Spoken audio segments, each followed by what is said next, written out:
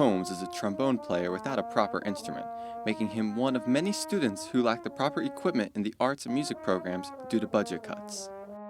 Having an alto trombone would make my life easier. I have to kind of strain and to get those notes that are at the upper tessitura. Some of the school's equipment, such as pianos and their practice facilities, are in such bad shape that the music department has begun looking to outside sources for funding and replacements. So one thing that we're doing now, as a result of less money than is adequate to equip our program, is to see if we can get donations.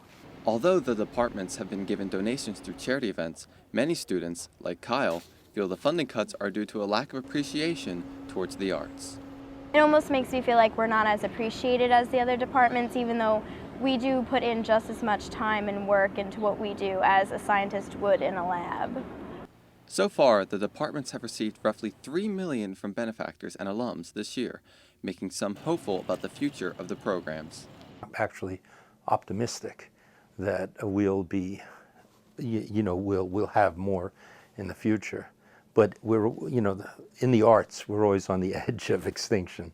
However, the amount of money going into the departments is just a fraction of the $17 million needed to properly replace all the equipment.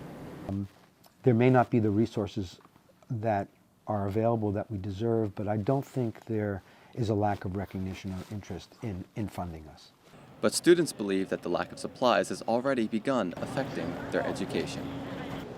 I could definitely see getting a better education with more preparedness, more facilities to use.